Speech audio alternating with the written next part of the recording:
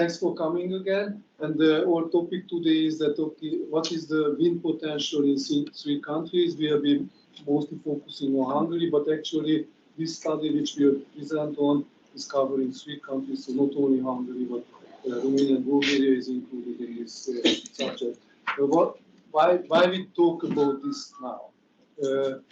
Of course, one reason is that we have this project, a nice collaboration between an Austrian institute and REKK, and that's, of course, the thing. But the other thing is it's a forever green topic. That what is the wind potential in Hungary, and why don't we see a more widespread application of wind in the country? And then we'll have a look at it. What would happen if there would be even a start of this new development? We would have a bit more, or even much more renewables, much more wind in the country, and we'll have a look at what are the potential for that, and actually we'll have a look at what is the system impact of such a development, which will give a floor to start a new wave of negotiation and talk about it.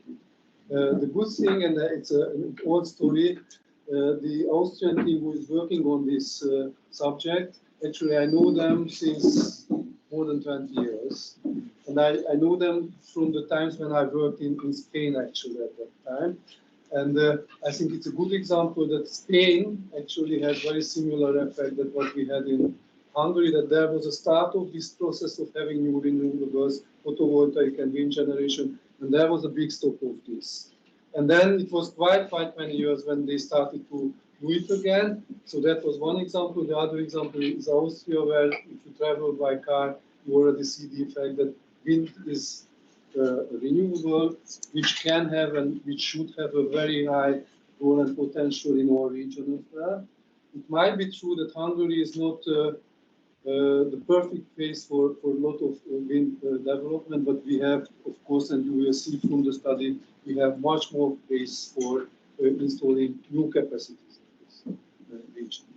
And I'm always remembering this problem that you are knocking on a door, and the door is not opening for quite many times, and you frequently do this. And let's hope that this will have an impact sooner or later. If you have a look at the new strategic documents which are there, which are available, you can see some signs at this tunnel, and then you can see that there is a thinking as well, that there might be a potential, there might be a reason to have an increase of the capacities which we have in Hungary, which is not a big number. So we see some 1,000 megawatts there for 2030. And now what the studies will show us and what we'll analyze quantitatively, that whether we can go even further, or what would be the main reason if we're having at least this 1 gigawatt potential or even higher in the countries. With this, I wouldn't like to take too much time more, because I know that Gustav will have a very nice presentation on the study which will cover the potentials in the country. So we have some very nice maps and graphs in this presentation. So I will give the floor to Gustav. Then it will come that András Mezősi, our colleague from REKK, will show that based on this input, what Gustav and the modeling team was doing, we had some scenarios modeling that what are the impacts on the Hungarian and on the regional power system, systematic impacts, so what are the impact on prices, on other developments. And after these two presentations, which will give quite a lot of information for all the audience, we have a panel discussion, and I will introduce the panel members as well when we are just there.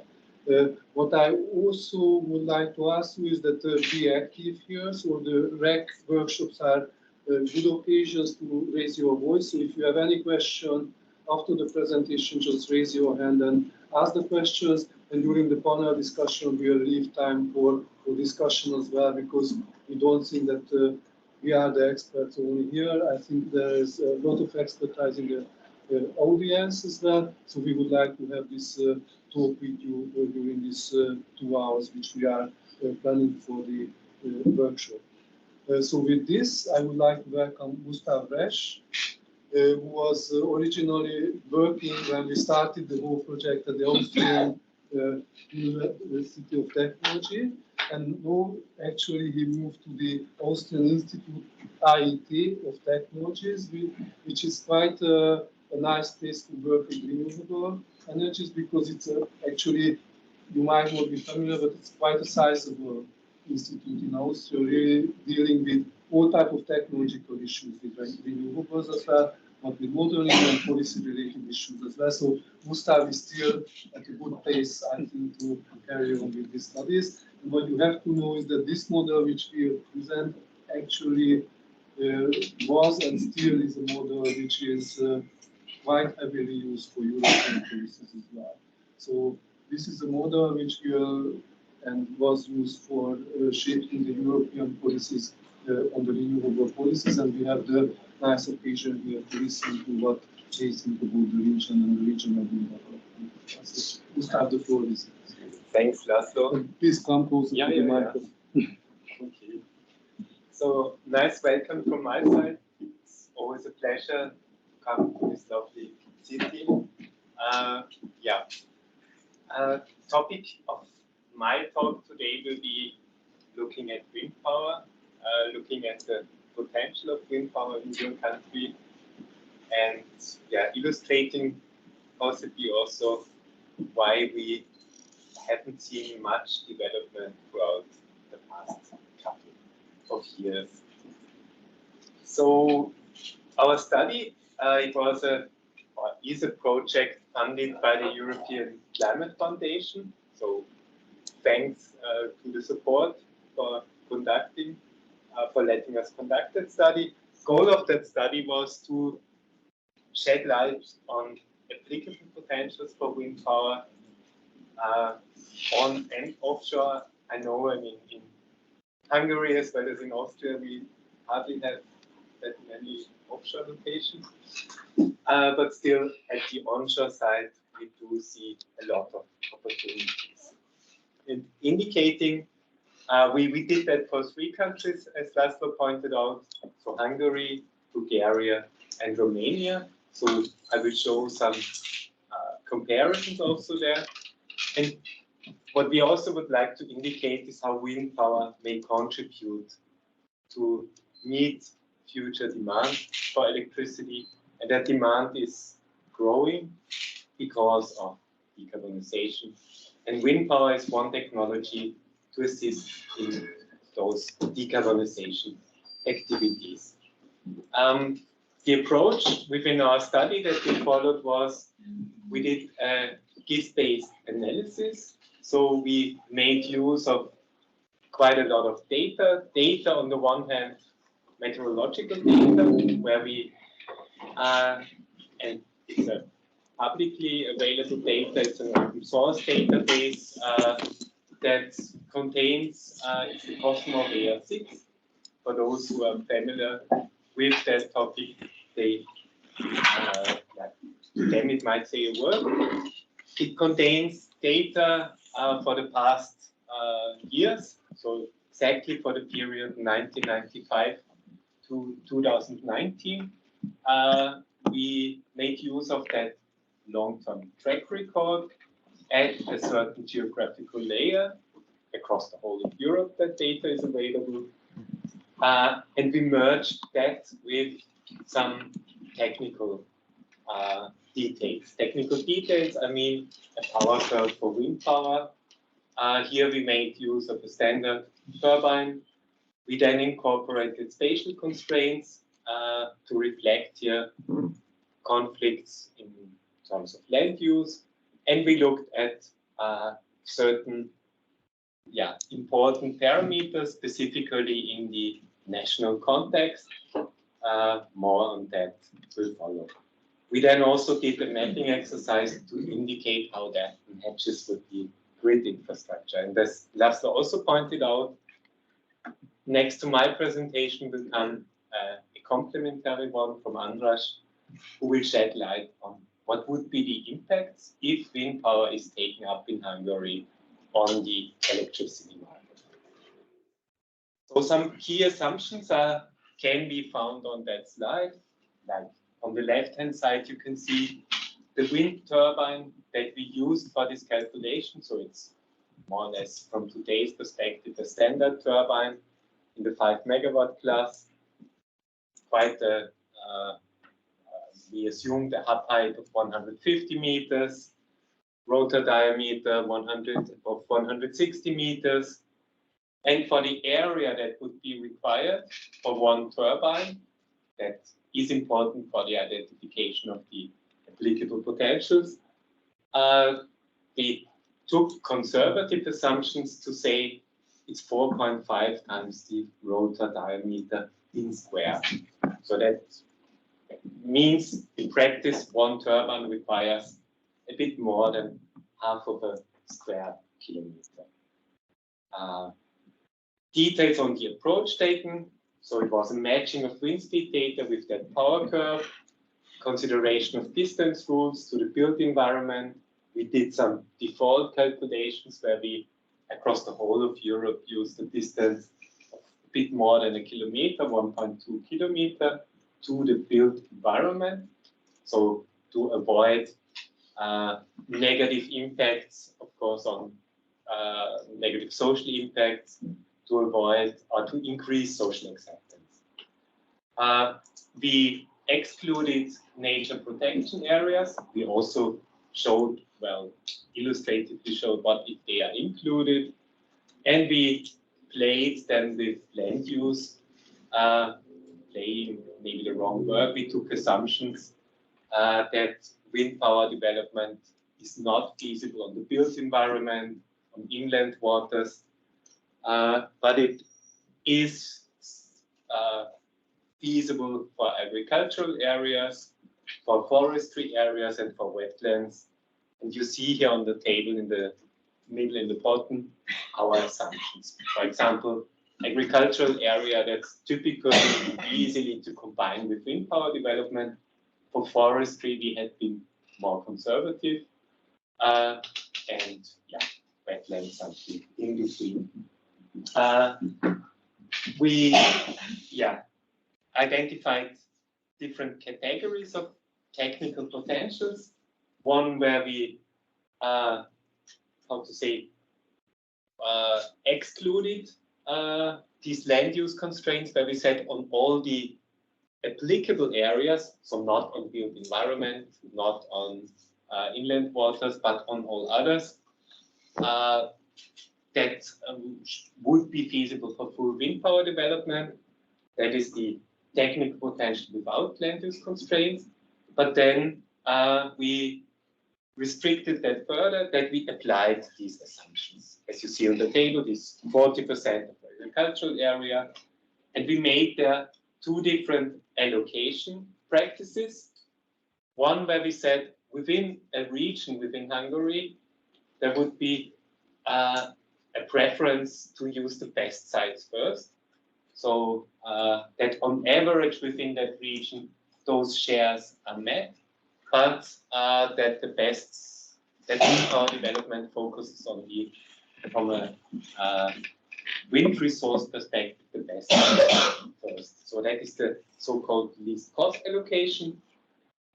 We then also did a different one where we assumed, okay, it should be a balanced allocation within each region across the whole country, where we exactly stick to those assumptions to come up with estimates of the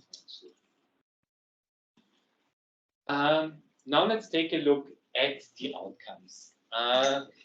On the map on the left-hand side, you see the map of Hungary, put in a differing color code, quite some yellow, quite some green, quite some orange, quite some blue, and also some red and dark red areas. The dark red areas, which are actually can be found in the north western part of Hungary, these colors reflect the resource quality, the site quality, here expressed by the so-called full load hours. To those familiar in the energy business, it is dividing the energy yield per year with the rated power. that brings you to the full load hours. And the higher those full load hours, the higher the economic viability. And here, if you look at the color code, you can find in Hungary, specifically in that northwestern part, sites where the full load hours are even above 3,000 hours per year. That is for onshore wind in our region quite something. If you look here, that is exactly the border to Austria. And in that part of Austria, in that eastern part of Austria, you can also find a lot of windmills because of that reason. It's quite a good, a very good site quality. So the wind resources are there and waiting to be exploited. And then, as the color code indicates, like the orange ones in the order 2,600, 2,800, that's quite nicely spread across the country. You can find their locations even in the northeastern part or in the southern parts of Hungary. So quite nicely spread across the country where you would find proper locations for wind power development. The aggregated numbers are maybe a bit difficult to see, but there are these tables on the right-hand side that show you the aggregated outcomes. So following these categories, as I introduced them before, the technical potential where we said all the applicable areas could be used. And if you look at those numbers, it means if we exclude then all the nature protection areas, like which I'm illustrating here, now that map shows the same map again, now not allowing wind power development in nature protection areas. And looking at the numbers on the potential side, the technical potential would be far beyond what is the current level of power consumption within Hungary. The same picture we would get for Austria. Maybe the ratio is even more promising in Hungary compared to Austria. But yeah, so like 200 and almost 279 megawatts of wind, gigawatts of wind power development from a technical resource perspective, which means 650 terawatt hours, by far above the current or probably also future levels of electricity consumption. If we constrain that then further with the assumptions to say only 40% of agricultural land, 10% of forestry land, it brings us to a number of 106 gigawatts of wind power as a technical potential, and in energy terms, 200, bit more than 250 terawatt hours, again far above the level of consumption. Yeah, so that is somehow the ratio here, or the first impression. What you can find data-wise from our study is we do, and we will of course make that public, we do have all these details by region. So we used here the so-called NUTS classification. NUTS, that's a standardized classification, land use classification or regional classification across the whole continent. And it divides Hungary into certain regions. And you can see here how that potential differs, or how that potential looks like by region. Again, in capacity terms on the left-hand side, or in energy terms in the graphs on the right-hand side. We do also have that information in table format. That table format also indicates, for example, the average load hours, so the average site quality by region. Where one can see, for example, that the region around Kjør would be one favorable location if we look at the site quality with average full load hours above 3,000, which is quite something for an inland country compared to other Europe. If we make a comparison across Europe. Let's now look at some of the sensitivity analysis that we conducted. You can see here again the whole story, the mapping, the wind map of Hungary, but where we played a bit further with distance rules. Distance rules to the built environment. I see somebody laughing. Okay, we applied the standard calculation 1.2 kilometer, where you see a lot of nice colored areas. If we move to the right, you see what if we double that distance rule, 2.4 kilometers. Well, the available areas decrease, but still quite some areas are applicable. Again, increasing 3.6 kilometers, well, it gets a bit more narrow. Specifically, Hungary would lose some of the best sites, or they already gone. And then the graph at the right bottom shows you a distance rule of 12 kilometers. And yeah, you can see there are some, what does it indicate? Protected areas, but no wind power, no areas applicable for wind power development. That is also shown in the graph on the right-hand side. With current distance rules in place, wind power development is not feasible in Hungary. One conclusion we had from that exercise, we put it also in numbers. You can find it here in table format. That's the second last column at the bottom, which indicates you with the current legislation, it's not feasible.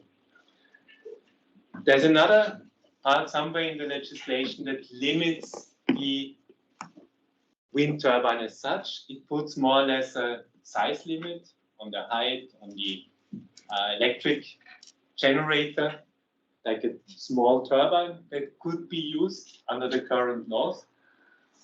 And that has an impact on the economic viability. Like if you look here, 2,000 something full load hours, even at the highest, at the lowest distance rule, it means the site quality has comparatively, or what can be used with the current, under the current legislation, how wind power can be deployed, it could get substantially more if that part of the law would be modified. So it limits, the limits on the turbine size have a negative impact on the viability and limits the energetic output of wind power within Hungary. So that's it on the sensitivity part, maybe the most important part of our whole assessment. We then looked at current energy planning. Hungary, like every other European Union member state, had to submit their so-called national energy and climate plans. All countries had to do that exercise a few years ago in 2019, 2020. And what Hungary put forward as planned capacity, it's 0.33 gigawatts. That is exactly the capacity that Hungary has as installed capacity today. there was some kind of wind power development feasible within Hungary, but that was, as I recall, maybe 10 years ago. And then with change in legislation, the whole story stopped. If you compare that with the table on the, like in the center on the bottom, like the technical potentials with land use constraints, excluding nature protection areas, like it's illustrated on the graph on the right-hand side, much more would be feasible, technically speaking, potential, looking at the resources that are there. So wind power has the potential to take a prominent role in Hungary's future electricity supply, by far exceeding the current energy and climate planning. And maybe the good story around that national planning exercise, currently all countries are asked to repeat that exercise, and there's probably now a public consultation has been performed or is ongoing, because what happened throughout last years, the European targets have increased substantially. The European decarbonization targets, the European targets for renewables.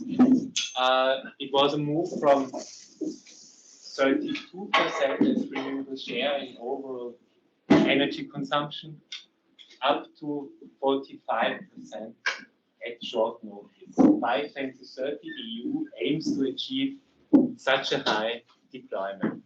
Now all countries have to revise their energy planning and have to come up with more ambitious plans for the uptake of renewables. And our recommendation from our study is, well, Hungary should not lose that opportunity and make use of the resources that are applicable.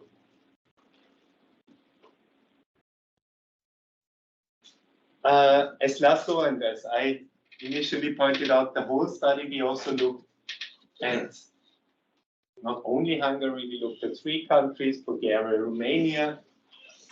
What you can see here on that slide is the potential that has been identified for offshore wind development. Not a big story in Hungary, not a story at all, the same as in Austria. But in Bulgaria and Romania, given that they are at the Black Sea, there is potential that could be used for wind power development. But looking here at the site qualities, you will notice that, well, average full load hours in the magnitude of around 3,000 hours per year at maximum. That corresponds nicely to what I have presented for some of the onshore sites within Hungary. So offshore, it's typically where you do have more constant winds, where you have better resources, but you can find them also within certain countries, like in Europe. A regional perspective, here you see some comparisons of the identified potentials, like taking here into consideration for this comparison the restricted potential, so with land use constraints and with a least cost allocation, excluding nature protection areas. You see, if you compare Bulgaria, Hungary, Romania, that those technical potentials within Hungary are nicely in line.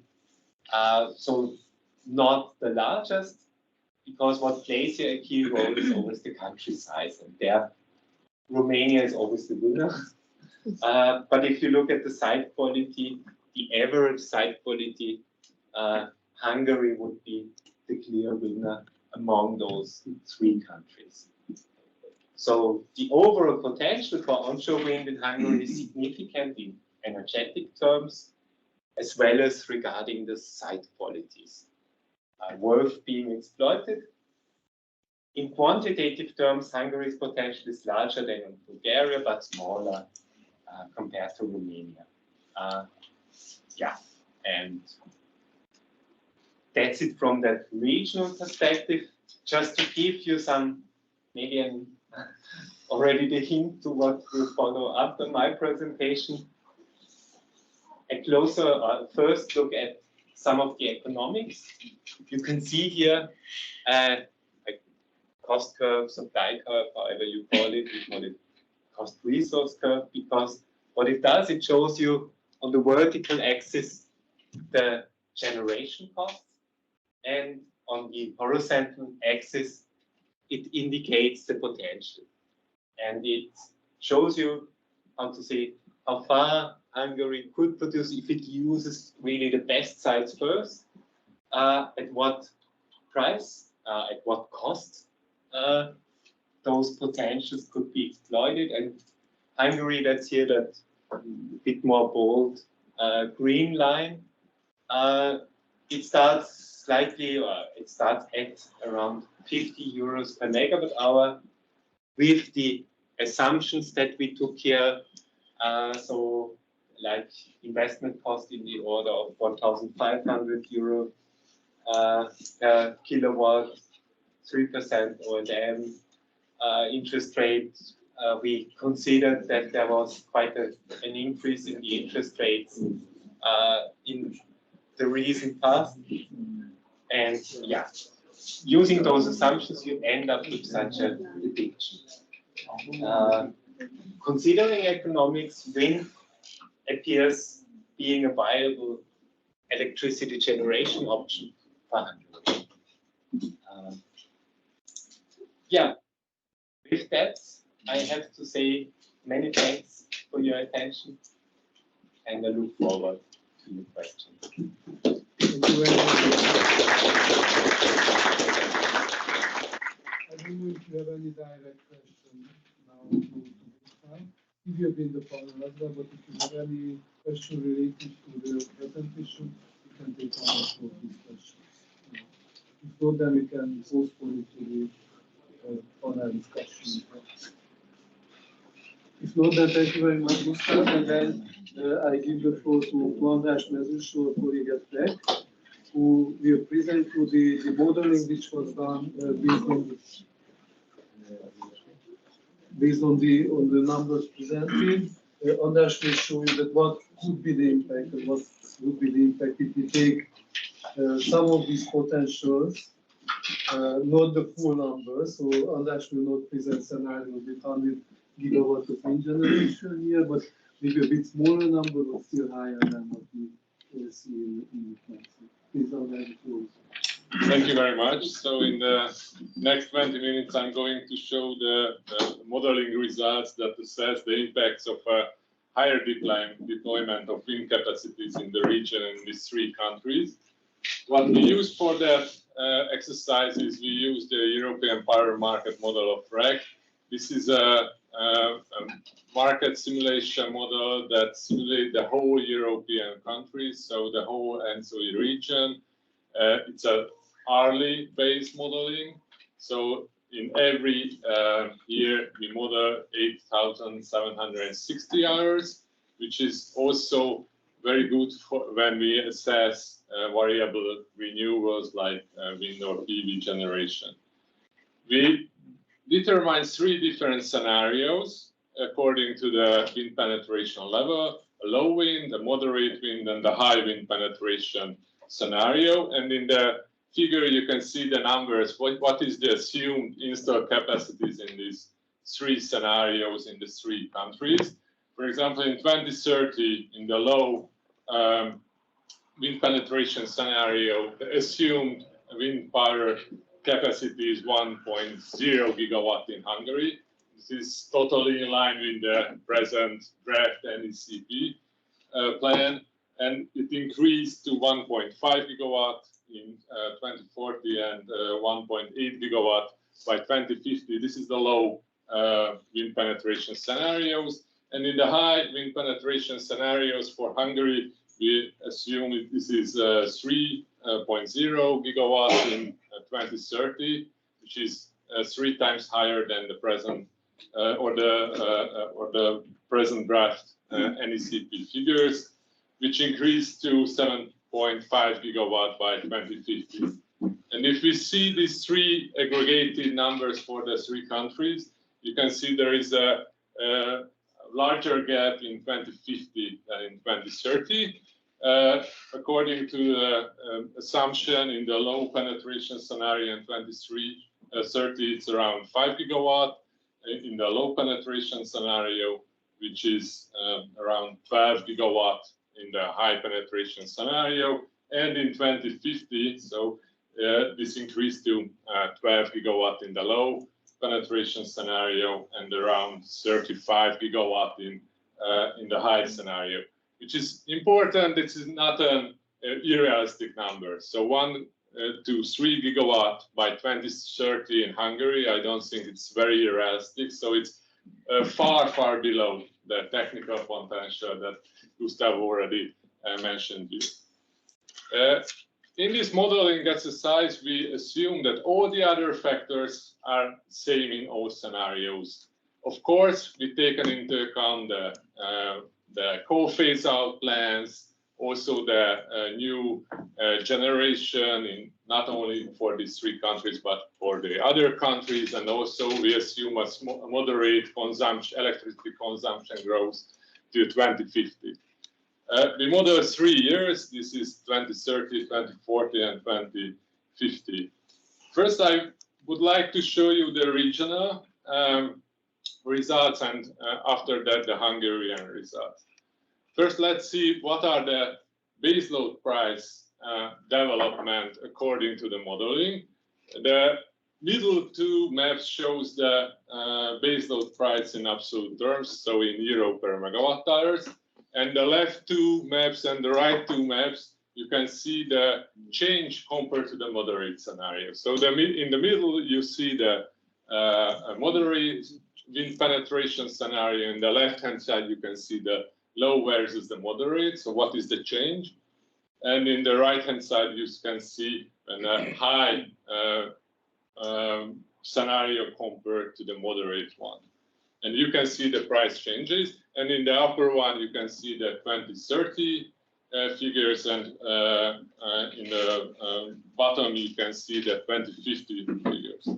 So let's start with the moderate scenario in 2030. You can see that the prices around the region, around the whole region, is 90 to 95 euro per megawatt hour. So there is no big changes between the countries. Of course, there are some changes, but it's could be very minor in this part of Europe.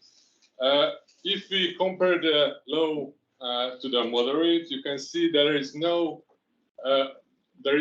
a high effect not only in these three countries, not only in Romania, Bulgaria, and Hungary, but also there is a spillover effect to the other countries, and especially to the southeastern European countries. So you can see that somewhere in Austria and in Germany, the effect is stalled. So there is only a minor electricity price increase has happened in the low wind penetration scenario.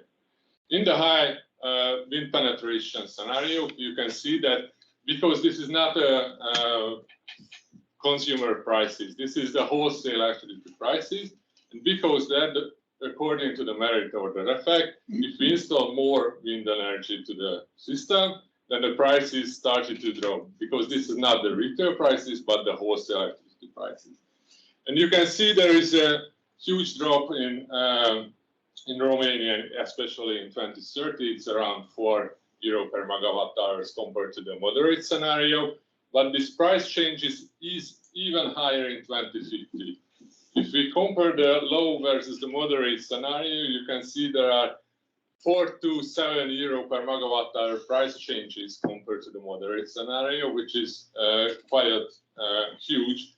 If we assume that in 2050, the average prices in this region is around 60 euro per megawatt hour. And you can see the price decrease in the high scenarios also very significant. It could be almost 8 euro per megawatt hours. What are the other effects? As I show you, this is the baseload price, and also you can see the so-called PV market value and wind market value. So what is the expected revenue of a wind generators in a given year, and what is the expected revenue, average revenue for a PV developer? You can see the 2030 figures and 2050 figures, and both of them in the low and in the high scenario is compared to the moderate one. It means that in 2030, both in the low case, in both of the three countries, the price increase, but not only the baseload price increase, but also the PV and the wind market value increase, and the total similar effect has happened in the high penetration scenario, when both the PV market value and the wind market value and also baseload prices decrease because of a lot of new installed wind generation. In 2050, the picture is somehow similar, but not for the PV one. In the you can see the PV market value increase or changes according to if we install more wind power generation, but the effect is much smaller compared to the wind market value or the baseload if we compare the baseload prices. What are the electricity mix changes compared to the moderate scenario? This is the very similar figure when we compare the electricity mix to the moderate scenario in the low case and in the high case. In 2030, and this is in the left-hand side, in the right-hand side, you can see the figure for 2050. What is important, if we increase the wind generation, what has happened? What can we substitute with this electricity generation? And mostly in 2030, this is gas and other fossil fuels and coal and lignite. And which is very interesting that this decreasing effect or this substitution is not happened in these three countries, but mainly other Balkan countries, maybe in the West Balkan 6 countries, so in Serbia or in Kosovo and so on.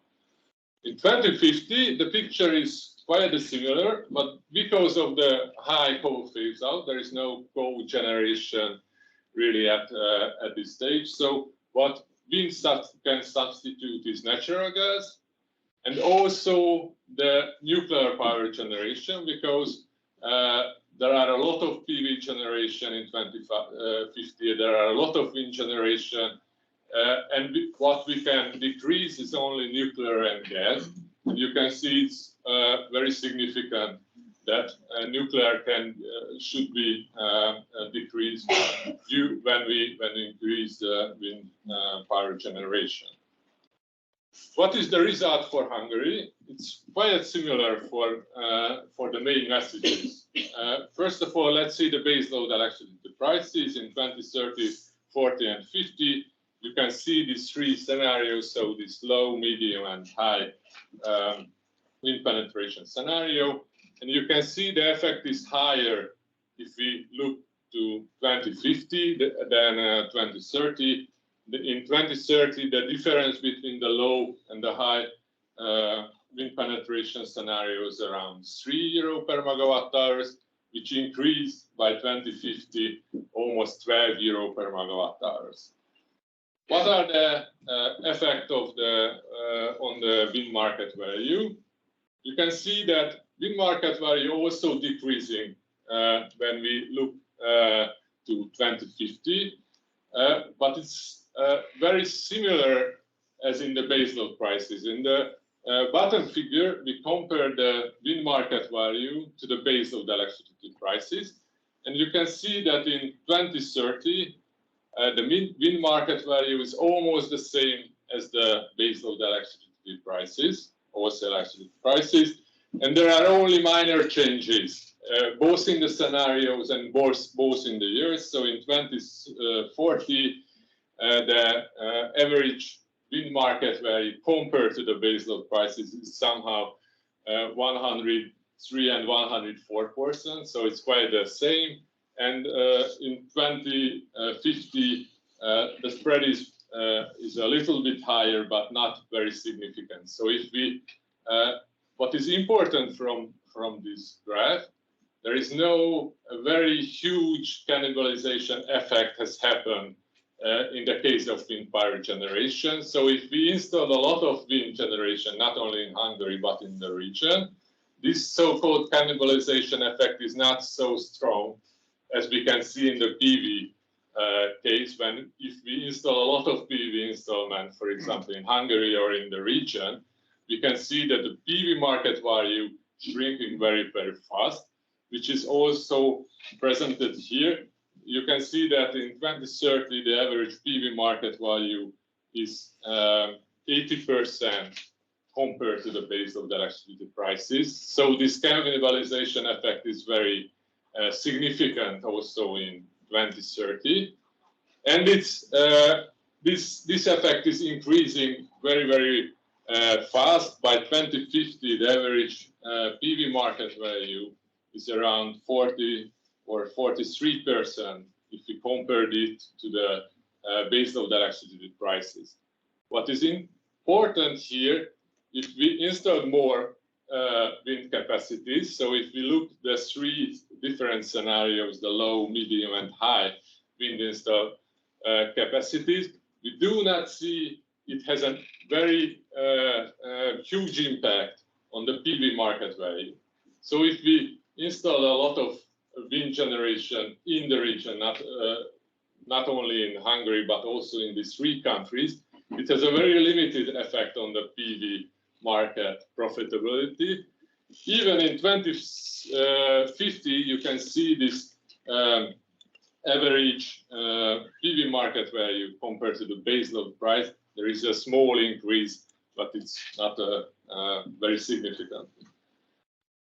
What are the effects on the renewable curtailment? Of course, if we install a lot of variable renewables like photovoltaics or wind, in some areas we have to curtail that because there is no need for that energy. By 2030, according to the modeling, this RESK curtailment is zero or almost zero in all scenarios. And by 2040, it's also negligible, except in the high wind penetration, but it's well below 0.5% of the total generation of wind and PV compared to the consumption. And by 2050, this RESK curtailment can be a problem. You can see that the average number could be quite high. So it's in the low penetration scenario, it's around 2%. And in the high penetration scenario, it could increase 5%, which is not a negligible effect, I think. What is the electricity mix and what is the effect of to the electricity mix of this wind penetration? In the left-hand side, you can see the electricity modeled electricity mix in 2030, 2040, and 2050. And in the right-hand side, you can see the changes compared to the moderate scenario, which I think is more important. If we install, what is the effect if we install more wind generators into the Hungarian system or in the region? And what has been substituted by this extra wind generation? And according to this modeling, you can see there is some small decrease in the natural gas production if we increase the wind penetration in 2030, also in 2040, and in 2050, also the PV generation is also affected if we increase the wind generation in Hungary. What is important that if we increase the wind penetration in Hungary, if we produce more electricity by wind, we can substitute not the domestic production, but we can decrease the import ratio, which is, I think, important. What is the effect of the reserve capacities? This is not an easy figure. In this figure, when you can see positive numbers, it is so-called upward reserve markets. What is the source of the reserve capacities that provided these services? And if we in the negative sign, you can see the downward reserve capacities. And what is the mixture of these upward and downward in 2030, 2040, and 2050? And what is the effect if we install more wind generation? According to our analysis, if we increase the wind penetration by 1 gigawatt of wind, it needs to have 10 megawatt more reserve capacities needed, both up and downward average. So what is important? The reserve is increasing if we increase the wind penetration, but it's also very important that these wind generators can be participate in the downward market. And you can see in the red sign that if we install more wind generation, they can be participate in the downward reserve market. And that's why the total reserve need, which is not procured by non-wind generators, is also decreasing because they are much more be participated in this market. And finally, there is also some effect on the CO2 emission. However, it's not a very huge effect. If you can see that between these three scenarios, the CO2 emission changes is quite small. The highest is around 1 million tons of CO2 emission because of if we increase the wind penetration in Hungary, we can substitute some natural gas-based production, and this also has a positive impact on the CO2 emission. So thank you for your attention, and if you have any direct questions, please feel free.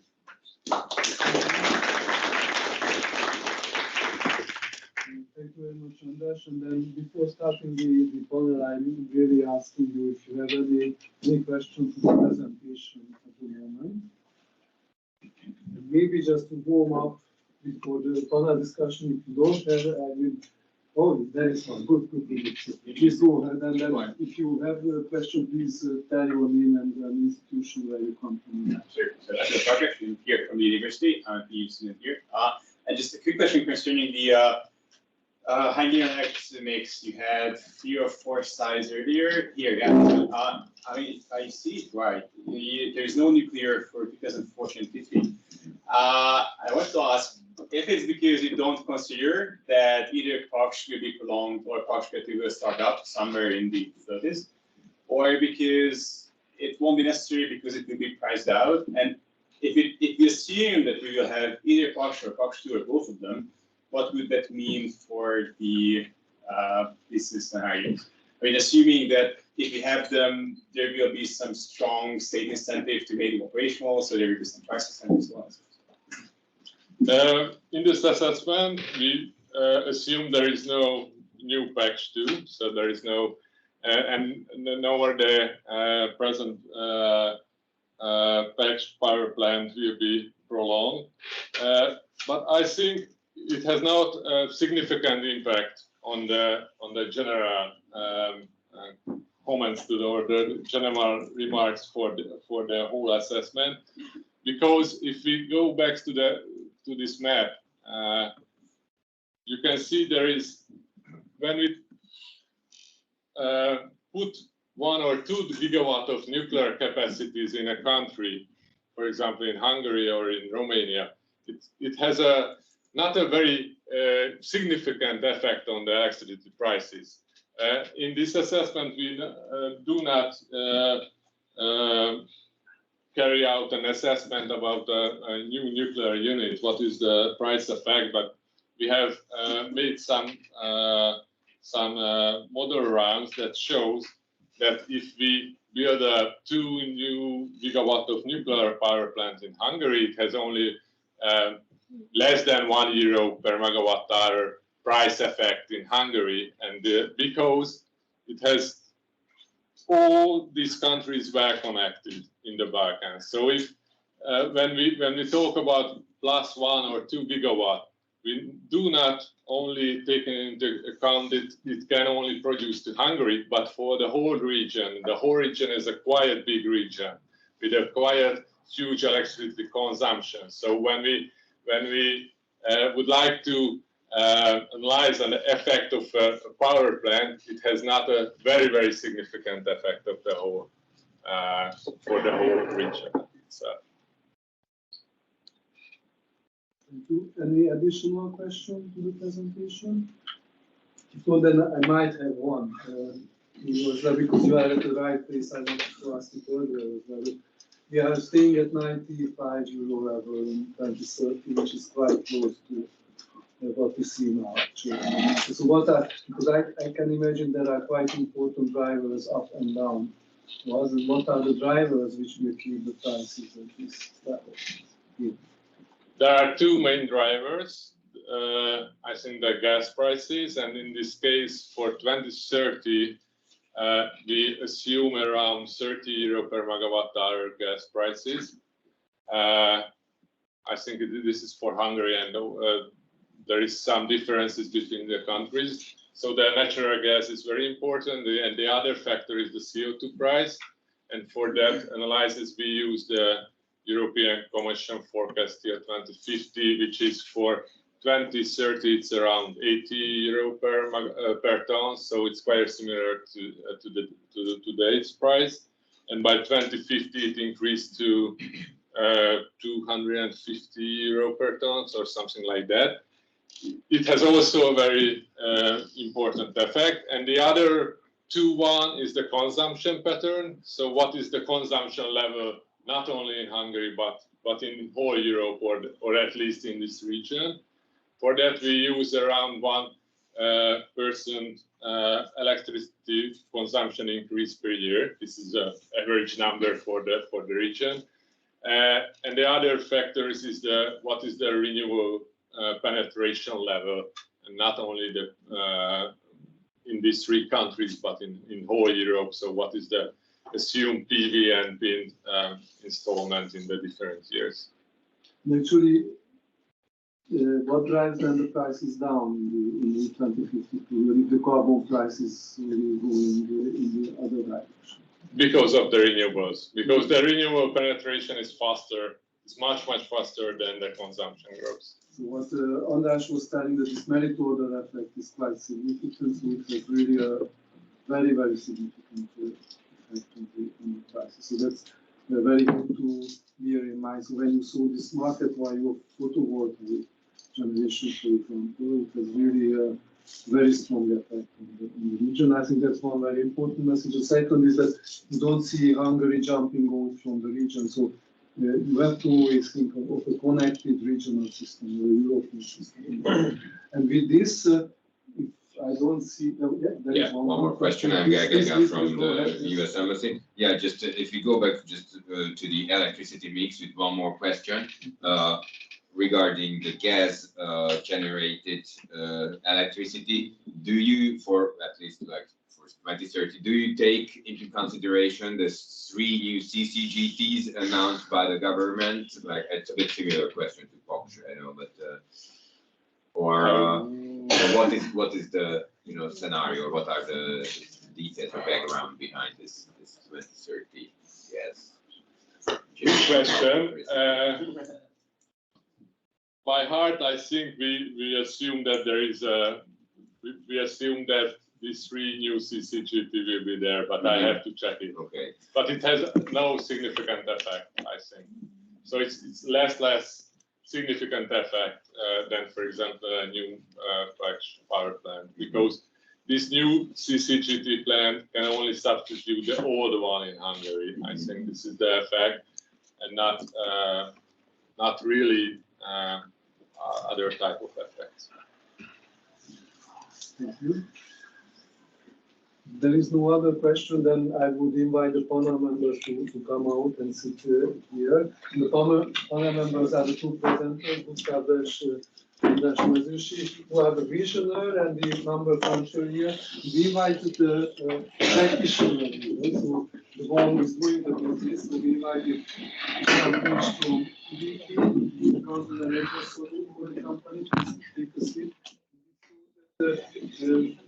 We need at least one practitioner here to have a really good vision or view of the region and the crystal ball, where we are really looking at the 2040, 2050 time period. But we need something here, somebody here who will tell us the things which we can see in the market now. We have to know about this one that he has more than 20 years experience now in the sector, starting at more.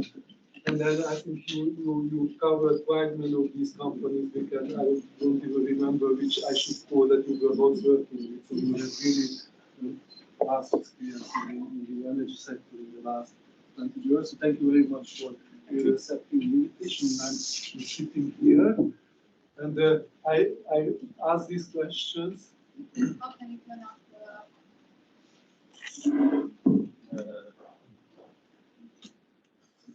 not the, I meant the,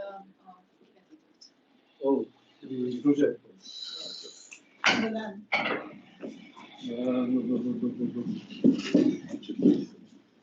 Don't have the remote control. Maybe we should go down and ask for a remote control. No? Okay, but let's start with the questions which we just wanted to cover. And we just agreed with the panelists that we should start with the not for looking for the very long term, but let's start with the actual situation what we face now in Hungary. And the actual situation is not that nice in that sense that since 10 years we were not able to install any new wind power plant in the country.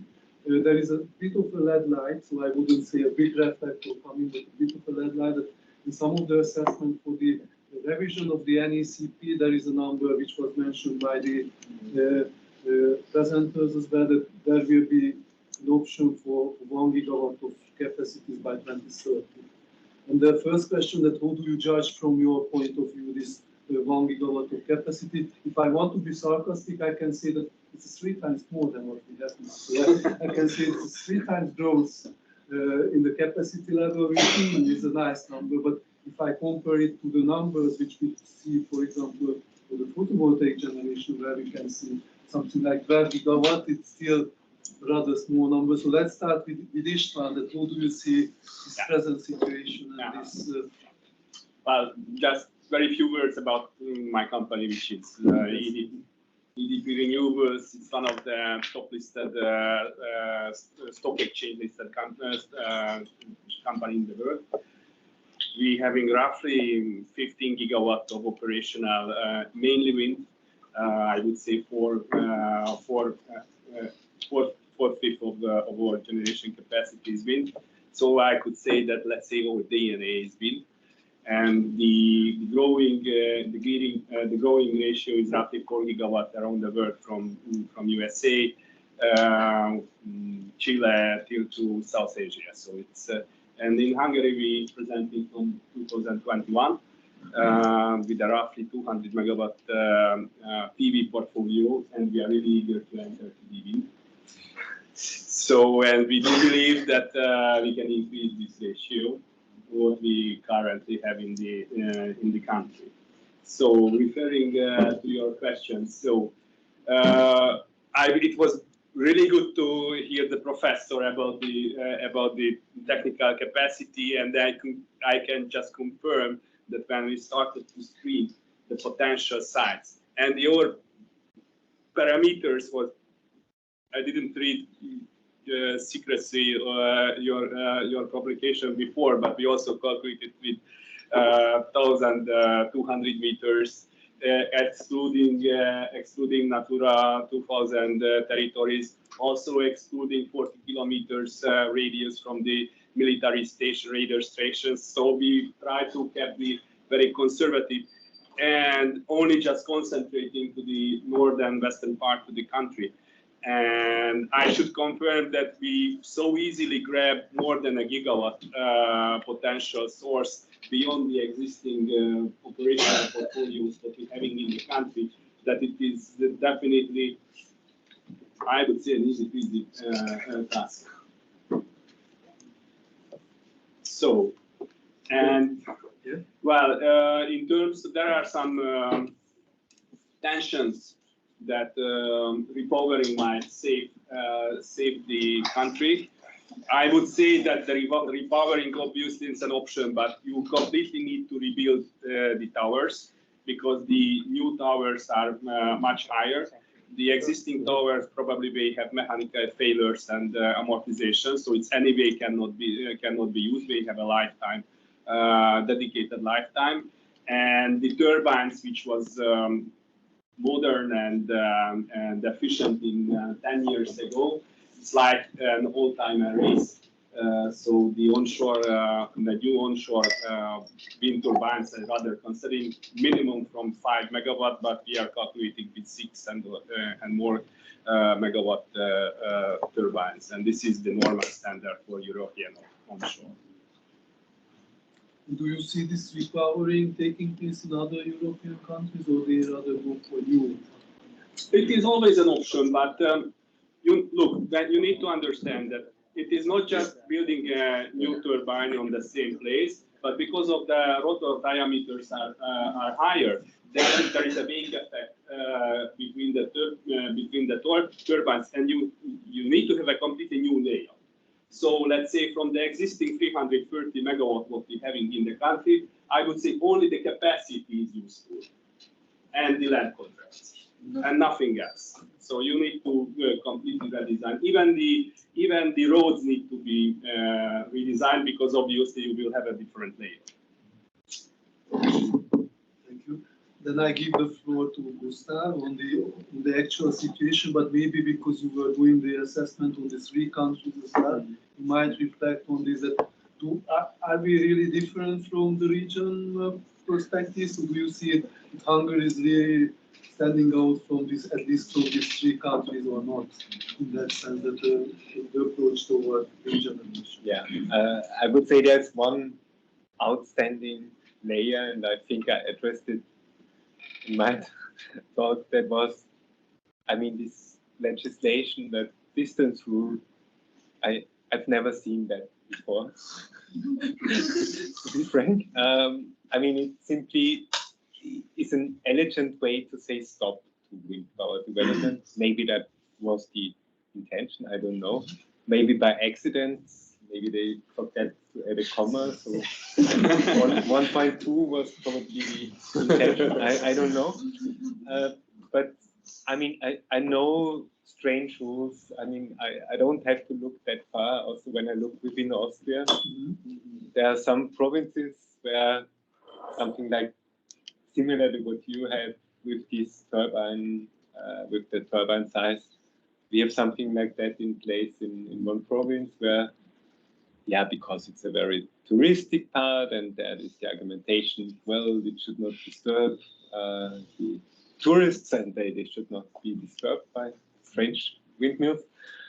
So they had something similar to the 2 megawatt class, so hub height of, I don't know, 18 meters, which is by far outdated.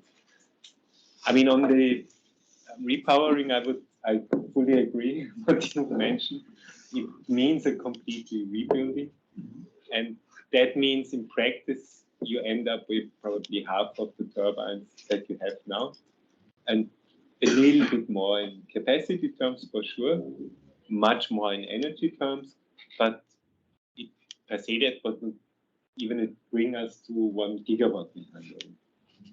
And I mean, given that at least, but it's something where Hungary is not outstanding.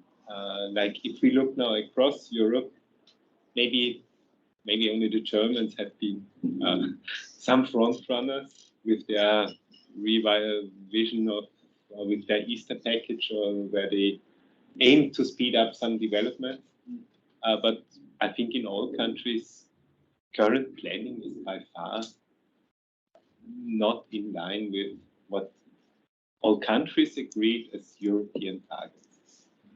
There's, I would say, a factor of 2 in speed that needs to be accelerated now to really bring Europe back on track. And actually, as you have the word now, that Austria has a plan to reach 100% renewable by 2030, if I remember correctly. What is the role of wind there? So do we see that every year you are building up 1 or 2 new gigawatts of capacities, or something slow down is taking place there? Maybe you can put here the blame on me, because I had to assist the ministry in designing the new support scheme. Mm-hmm. We tried to do our best with an quite advanced scheme where you don't simply have an auction and say least cost, where you try to even consider that there are differences. I mean, Austria compared to Hungary, we do have these mountains in the western part, so we try to recognize these differences in site conditions and everything. So a perfectly fine-tuned scheme that was designed in 2020, 2021. Then last year, something happened. I think we're all aware that gas price, Russian invasion, the energy markets were really shaken. Not only energy, I mean, all prices increased, commodity prices. So we had to revise our expert judgment for the ministry. That was finalized end of last year. It didn't pass the parliament. What is the consequence? There is now a wind auction in place. I mean, Austria was one of the last countries to apply the auction scheme. The last auction round, it turned out of planned, I think at that round, maybe 200 or 150 megawatt, 0 bids. Because there's a price limit in place that dates back to 2 years before, which is not in line with what we observe now on the market. So, and like Austrian government, there are 2 parties. One is very proactive, the other not. One is blocking, the other ambitious, and let's hope for some political will. But even with a perfect national legislation in place, it's not developing. PV is flying as high as nobody expected, but I think with that speed on wind, I mean, it might be that in energy terms, even Austria could achieve the target, but I think it would be a disaster from a power system planning perspective if that would only be done with PV. Because what PV does, it nicely adds, it nicely adds throughout the year, but more in summer. Austria is a country where most consumption takes place during winter. And it's a mismatch. Thank you. András, on this present situation, maybe on the 1 gigawatt? I think if we look the draft national energy and climate plans, plan of Hungary, it stated that by 2030, 12 gigawatt of PV and 1 gigawatt of wind installment should be achieved, which is, I think, it's not enoughly diversified portfolio for Hungary. I think it's very, we have a lot of experience in PV development. We know a lot about the PV prices, what is the average cost in Hungary, a PV installment, and so on. But we have no experience for wind, and I think 1 gigawatt could be an option that we see what is the real price of wind generation. So this 60 or 60 euro per megawatt hours that you showed for the LCOE numbers is really that could happen in an auction in Hungary, or what is the of the level of PV market value and wind market value in Hungary?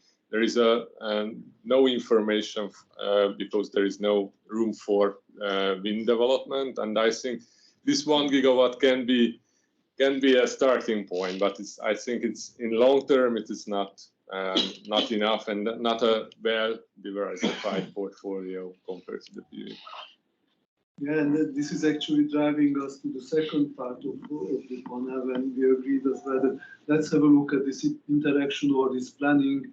What should be the ratio, or who should the PV and wind development goes in hand? And what we can see in Hungary that there is PV development quite strong, much stronger than was planned before, and we see the impacts of these. And let's see that what do you think about the role of wind generation in such a portfolio? That what are the benefits? What are the impacts of these? András already showed quite many of these impacts in the presentation. So in Hungary, we can see that.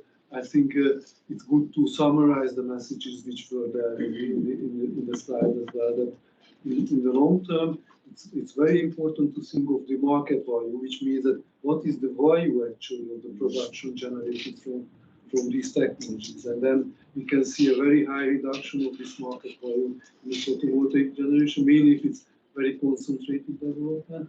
We see less of this development with the PV. But there are some other impacts as well, what was mentioned by Gustav as well, that wind is, if you are doing this wind development on a larger area, it would be rather a baseload type of contribution to the electricity system, which is much better attitude than just having these peak loads during the daytime, during the summertime. So what is your opinion on this co-development of wind and PV in the region, and if you have opinion on the Hungarian situation? Maybe let's start again here. Okay. So our experience is that the PDP having roughly 4 gigawatt PPA globally, or from the 16 gigawatt portfolio, and historically, because wind was at first, our big customers are rather preferring generation in their portfolio. And not just because historical, but also because of the load factor that we are facing during the year. So for them it's easier to calculate. I would not say that PV is no go. So the PV definitely having their room in the market, but wind is more reliable from market perception. I mean, my take is, I mean, I see you need both. Both make sense. Both, but for example, for me, wind is clearly the story for the bigger players, but also, of course, in Austria, we do have a lot of these smaller companies active in the business, which are often community or has been community driven. PV, I see a nice story also, I mean, where everyone can, almost everyone can more easily get active, because you can put it on a rooftop where, on the built environment where it makes sense. It has a different seasonal balance, and that should not be forgotten also when we think of that we want to change our energy system towards renewables. You know, what would be our needs in the very long term when we almost end up with, like Austria plans for this 100% renewables share, which means to achieve then the match between demand supply, also from a planning perspective, then you need both for sure, because PV is more the easygoing and wind. I mean, generally across Europe, I see Europe has somehow most or many countries have, like even Germany, which was one of the front runners, its onshore development, it's during the last couple of years, it almost slowed down significantly. I mean, one impact was the change in the policy, the change in the instruments that have been applied, which favored the big players, but those big players, probably within Germany, have not understood how to get on board with the locals. So maybe too much local resistance then triggered. I don't know. Or also that it, how to say this, pure focus on you know, driving the costs down from the regulator's perspective, it slowly is kicking out the European manufacturing industry. The same bad story that we experienced for TV some years ago. And so I think with these new targets, we needed to rethink also the ways that we aim to initiate that uptake. I mean, at these current prices, of course, it's not a need for, I mean, it would be zero support, but you need to have some guarantees, and you need to bring again the how to say, all of us on board. That is probably the most important thing. And, yeah. You wanted to Yes, just a reflection, because yes, it's correct. I forgot to mention one thing. That's the saturation of the grid.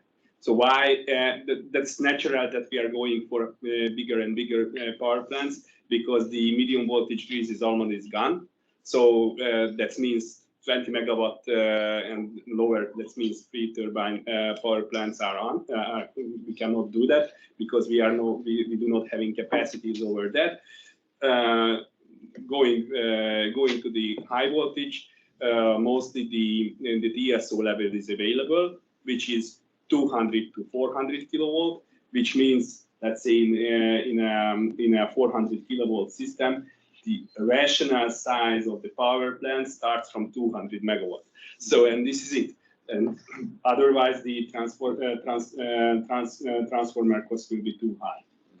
And the second thing, I'm very happy that you mentioned the manufacturer case. Now we're trying to rebuild the solar in Europe, and let's say keep our footprint for the wind industry, because we have Vestas, we have Nordex, we have Siemens Gamesa. On the other hand, their cost disadvantage is significant. So let's say for a Siemens Gamesa or Vestas turbine, the cost is roughly 1.5 million per megawatt, million euro per megawatt. Let's say the biggest challenger, Goldwind, which is Chinese, but mainly, and in fact, it is a luck for us. They are selling rather to China and the neighboring regions. Their price is roughly 900,000 per megawatt, which is significant. Obviously, we can protect it with additional taxes, customs, whatever, but on long term it won't work. We need to reinforce our industry. So. Thank you for this addition. András, if you have anything to add to this TV. That's it. Okay, then we'll come back to this acceptance issue, because it's quite important for both PV, but mainly for wind generation. But before that, we just agreed that there were some plans that you will do some designated area development here. So it's a very interesting solution when you are not allowing developers to freely choose their size, but you can designate areas where you would think that it would be more accepted by consumers. The network is more developed there. So the government or central decision maker, which might be even regulator where it has a really strong power, might designate areas where these developments should take place. And there might be a thinking of this type of solution here in Hungary. My question would be, what is your opinion on that one? And it's very good that István is with us, because actually what we can see is that Portugal was going for such a solution as well, not for in general, but for the latest auctions, there were some auctions that really worked in this way, that we were setting the sites for the generators and the competition was actually for that site, which makes, in a sense, the life easier for the developers because they know that we should be there, the connection point is there, but I see some disadvantages as well. So what is your opinion on this type of solution? Look, I'm capitalist for sure, and not really pro to overcomplicate the things. On the other hand, it's true that that we have a very significant part of we have very clear part in terms of wind source where we can generate the wind. So I would not say that if we would, let's say, open the sky over the over the Hungarian territory, saying that you can build anywhere, it would anyway the money will go there, let's say, to go to the very worst space because not feasible at all. And let's say we can code it in an act, we can do anything anyway, the money will not move. This is the first thing. Second thing, saying that local communities need to support it. Frankly, it is already done in the system. I see several PV developers in the room. So we if you are developing a power plant in Hungary, anyway you need to change the local zoning plan, which is by definition with the support of the local government. That's it. So it is done. So we are shooting for the things which are already existing and already in place. Thank you. Gustav, you? Yeah. I mean, looking at the Austrian experience, I mean, those provinces where this such a designation of the area has happened, I think those were the front runners on wind power. Like in the province of Burgenland, which is at the Hungarian border, where we do have, I mean, compared to the small size of that, most of the wind power development, there such a process was initiated where, because the interesting thing there, it was even most wind power development there is even in a nature protection area around the Neusiedler Lake. But so together with biologists, with a lot of different NGOs, such a process was initiated, and then the pros and cons and all certain aspects were discussed and put into, I mean, not law, but into certain rules. And then it was an easy going later on to develop there the wind power, and there it helped. And in other parts, so it could be a good exercise if it's done properly, meaning not just as regulator top down without reflection, but really like an what's this famous co-creation. So to take different actors there on board, then I think it's a good thing because then it simplifies the business. And yeah, but I think this needs to happen probably, this energy planning, rethinking. I think it should happen everywhere across Europe, at the federal, at the provincial, because our transition, I mean, if we really want to take it serious, we have to act fast. And I see now certain developments going into that direction, that this planning is at least triggered in some states, in some countries, from a probably top-down perspective, and then it has to be, you need to take on board also the provinces and the legislation, the actors there. So I think in principle it could be a good thing. Tamás?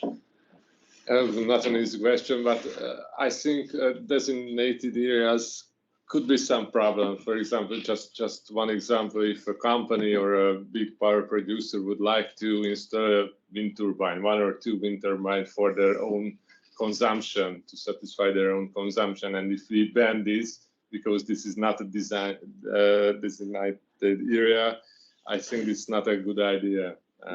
But this is only one aspect of that. Just a comment, I fully agree that, I mean, designated area should not mean no development in other parts. But then there, at least for that certain part of the country, the scene is set, the rules are defined.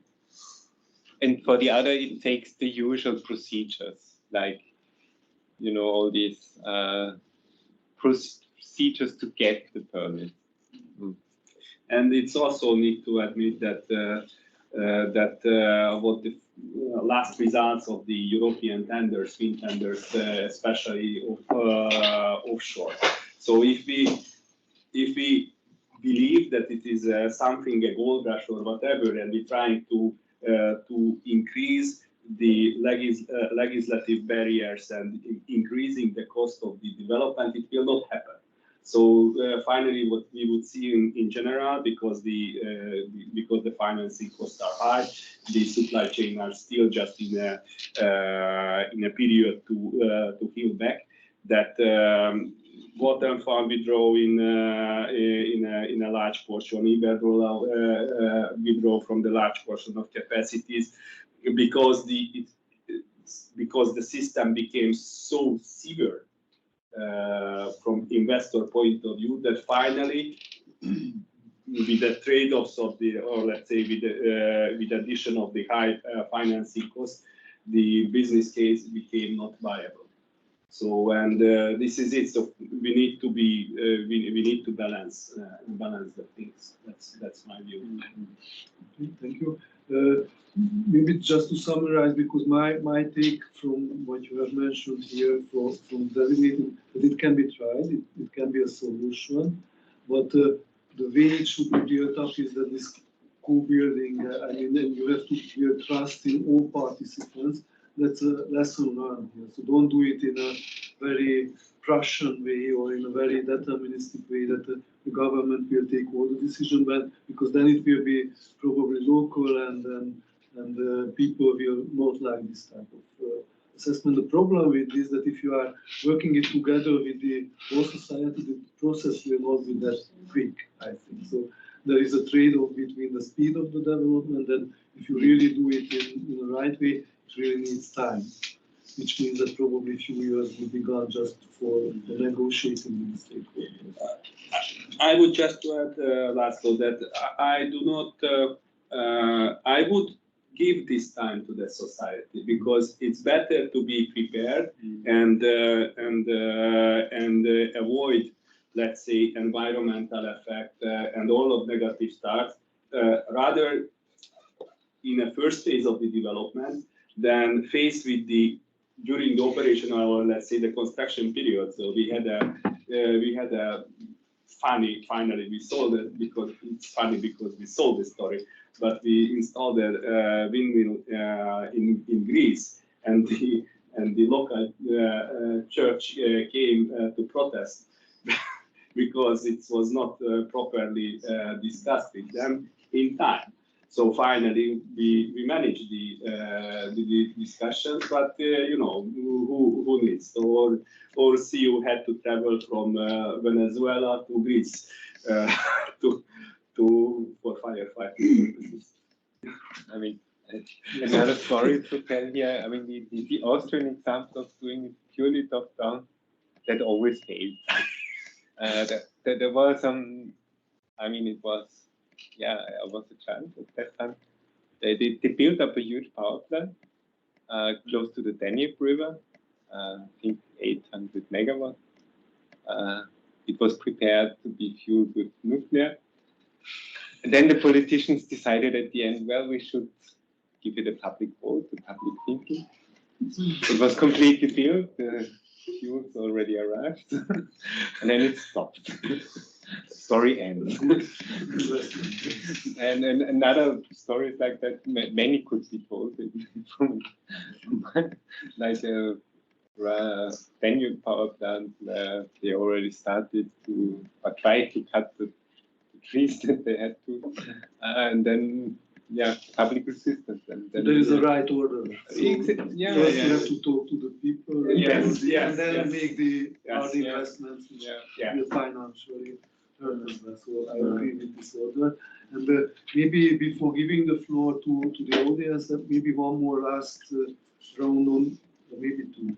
The first one, but we already touched upon this acceptance issue, which is quite important. We see it all over Europe, and probably Austria has more experience in this.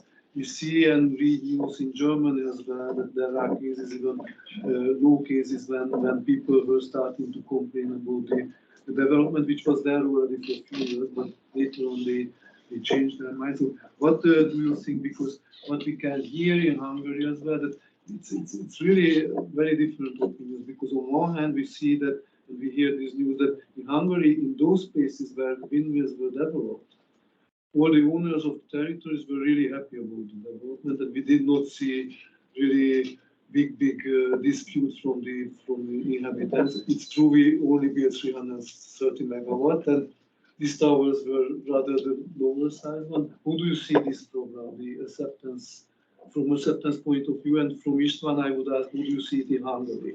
And then we will move to the other countries. Okay, look, firstly, I need to confirm you that all the landlords what we contacted preliminary building the case, they were, and especially those ones who are already experienced wind power production, they were really on, so they really supported. Also the local municipalities. It's also about taking care about the municipalities, so with the local community. So locally, I cannot confirm that there is a resistance against power plants. Well, for sure, it need to be well prepared. Yeah, Gustav? I'm not the social expert, but I'm technician by education, or trying to become an economist. But I see it key for bringing something forward, and that's, I mean, also the experience. What I see in those parts in Austria where wind power has been strongly developed, and I hear the same stories also from other countries like Germany partly, or Denmark for sure, that once that technology is there, and even if, probably some local actors were involved in the whole setting the scene, and probably also investing in some, they're super happy with it. And it's not an issue. No? Whereas the opposite is, if you don't have it in your backyard, if you don't have it nearby, you're always afraid of something new. Like we see that in those provinces, like in the western part, in Austria, where they say, no, some politicians, no wind power at all, we can afford it for our tourists, well, nobody wants it. Slowly, the mindset is changing. It takes time, but I think once it's there, you're used to it, and like every of us maybe has the same experience you can think of that in your own, like if you don't know something, you're more afraid of it than once you get to know it, and then okay, it's not that bad. It's even a nice feeling, and some even are very proud of that. Thank you. András, you want to? Well, Then yes, please. just provocative question back. So why we do not considering motorway as a scare on the skin of our land. So why it is normal that we having motorway and we do not considering motorways as a not nice artifact, but we are against of windmills. So I think there is an imbalance in the minds. Thank you. And then just a very last question before giving the floor for the audience. And this is actually a bit of an advertisement as well, because you have probably received the REKK newsletter as well. That on the 7th of November we have an additional forum which will cover the issues of the PPAs and the CFDs. And I think it will be a very, very interesting workshop with lots of invited experts. And then maybe let's close this session with the panel on this PPA and CFD question, because I think it's quite an interesting, and it's a warm-up for the next forum. That how do you see that PPAs are not really developed quite much in our region? So if you have a look at the European development, we see really an uptake of PPAs at quite many countries, and even in countries like Poland. So I wouldn't say that on the eastern side you don't see them, but actually in a very close region like Hungary and the neighboring countries, we are suffering with this. And how do you see this issue in relation to the windmills as well? Because there are interesting questions concerning this issue, PPAs and wind generation. It will happen in Hungary as well. So it's just a matter of time, in my understanding. Poland was a bit before of us. And that's the reason why we already having it. So in the market, we already see intense discussions with the bigger consumers, and we are at this crisis, which happened last year, really changed the mind of the CEOs. Rather than focusing €1, €2, whatever discount, they had to face with a complete bankruptcy. And all of stable and reliable production, and wind is definitely that, that's decreasing the risk of the operation. Gustav, any addition to this? Yeah, I'm not the expert on PPAs. I just see it. It's like it's one. It could be one element for a renewable power producer to go for the PPAs. And I agree that what you said, that last year the price shocks have changed a lot the mindset. Many industry actors,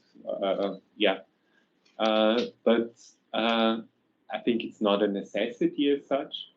It could also, I mean, like, we have, it's always like it's one of the over-the-counter products, but there's always the spot type of market. And I mean, at these high prices, both options are viable. Or even I heard stories like, even if,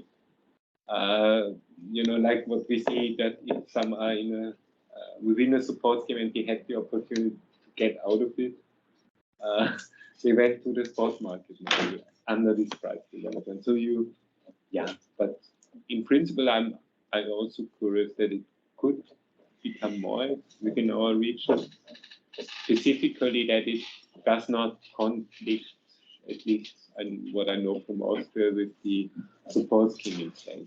So there it should be, how to say, it's just that you need to sell your electricity on the market, but it does not exclude PPAs.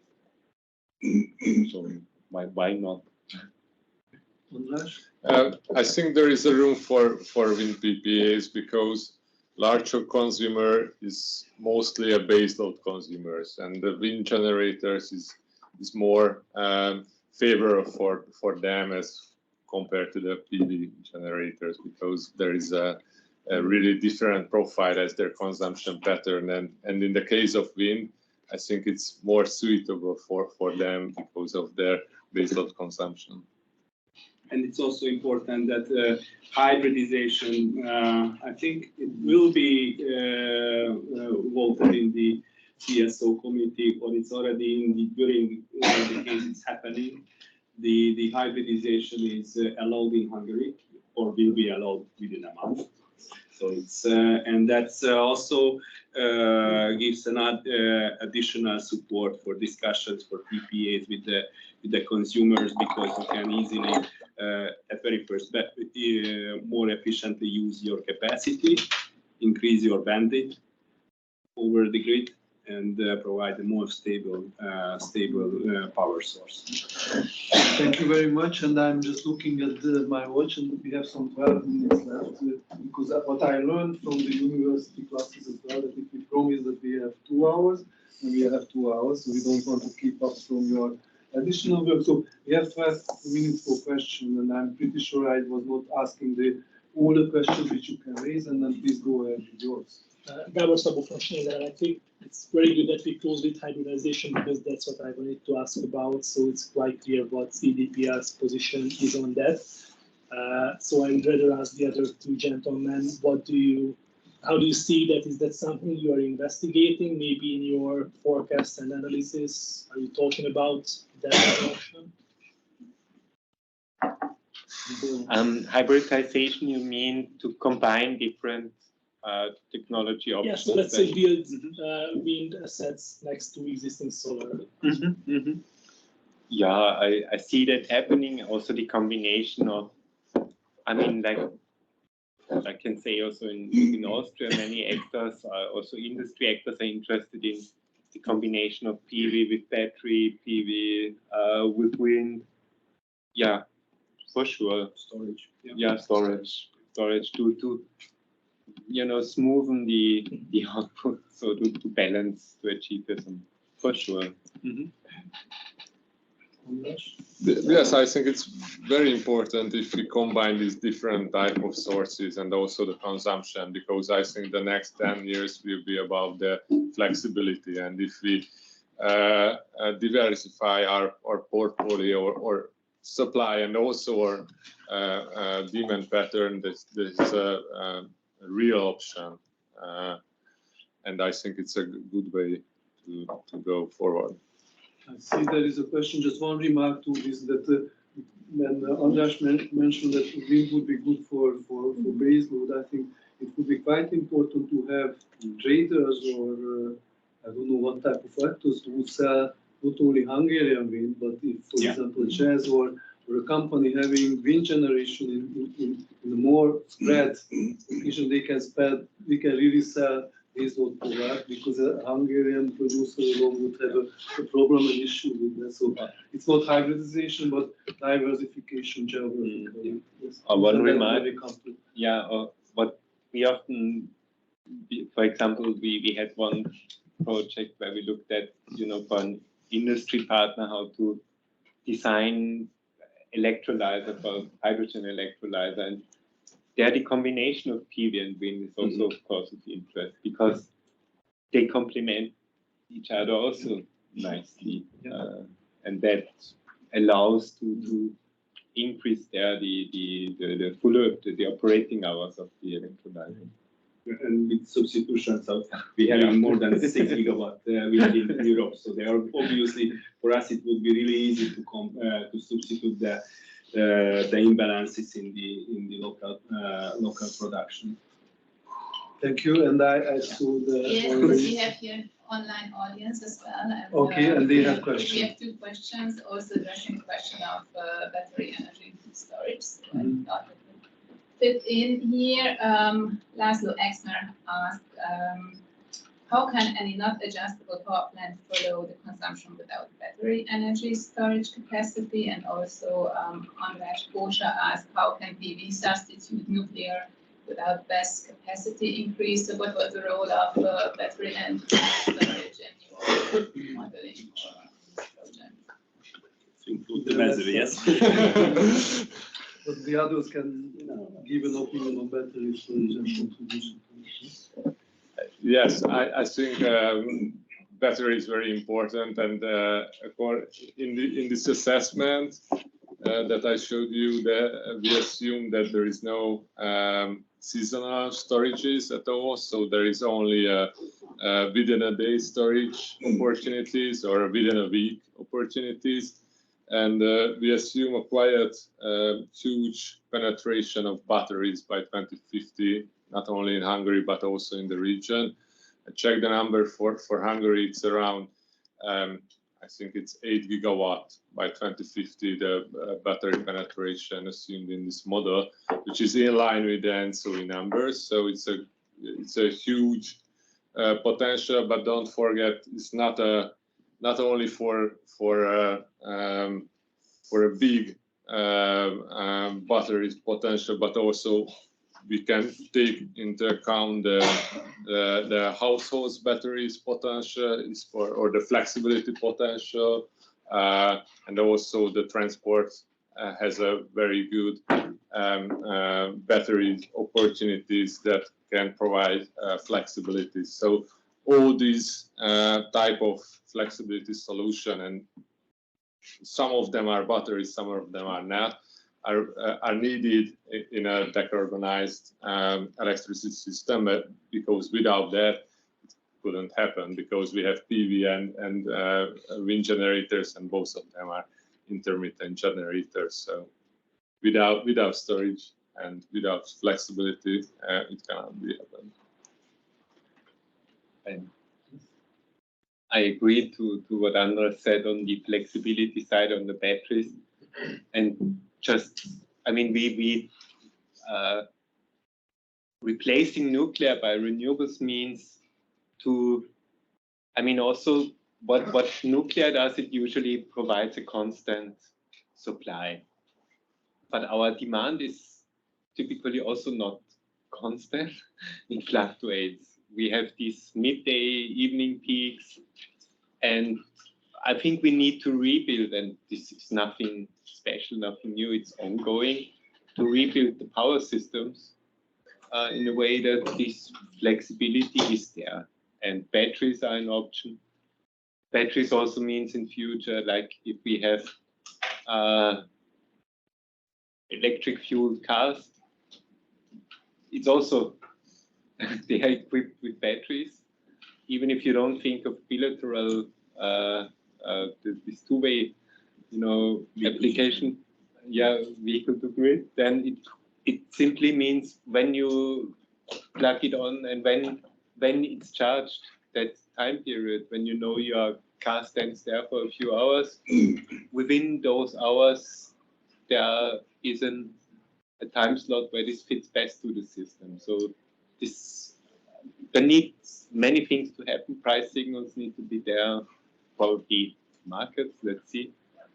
And batteries also means, like in Austria, we do have these batteries in the Alps, so the hydro pump storage. So, and yeah. Thank you. István? No, I think in the audience. Then maybe one or two questions more, and then please. It's not a night from representative of industry, industrial association, consumer association. It's all of the discussions in one of the main questions that who is financing and what is the price in reality, because very good view about the futures, about the batteries and electrolyzers and so on, and wind. But in reality, for example, in Hungary, just in the industry, the major problems after the last year situation and the new contract about the purchase of power, that only the industry can be managed, the planning of their industrial production means because the inflation, because the decrease of everything, in Hungary as well, about 10% decrease in industry, they cannot be predict that what is the next year will be produced and how we need for them the electricity, for example. And there is a major just question, that flexibility. That how can the industry can be flexibly see that the price of the energy, otherwise this is a little bit the imagination about the future, even in Hungary. It's of course we understand that we have to be see the future, that probably the future of the wind or the power, but when we see the PPVs, the technologies, or how do we combine with that in the real consumption?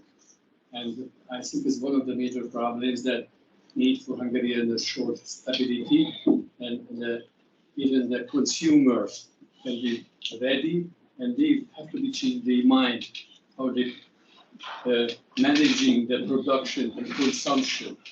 And one side of the weather influence production, but this is not at the same that how they need for the industry the energy. And I only want to mention that question, mention that you don't have to forget this one. Otherwise, you are moving some good paperwork, but generally you have to become too closer the real problems. And unfortunately, Hungary today is this one. We see and share this issue, the flexibility provision and the integration of this renewable. Yeah, and the manage to work together with the consumer, and we manage together that what is the better things.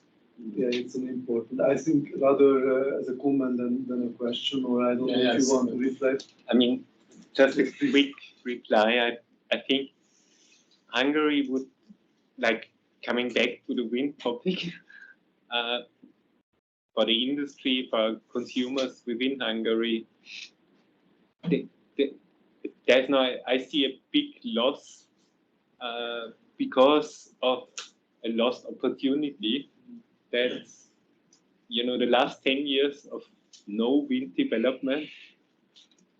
I mean, that is that lost opportunity. With a wind park of, I don't know, a few gigawatts, the situation would have looked different. The price impact, as we all experienced it last year. But here, renewables, and specifically wind, it is nowadays a cheap generation option. And it's a lost opportunity if a country, if a society doesn't take that opportunity. And that's, yeah, what I'm hoping that, you know, because otherwise we have to pay a lot for fuel, for gas, for coal. I mean, even coal prices have increased last year. And for what? I just really want to add that those companies who are not invested in time to renewables in the past, last year they burned all of their money to get back to the contract. So that's a change of the CEOs because the stable and reliable, I do agree with you, and the predictable power supply is vital for the industry and also now vital for the country. Thank you. Maybe because we are now closing the workshop, I don't know if András you want to say, because then I will say few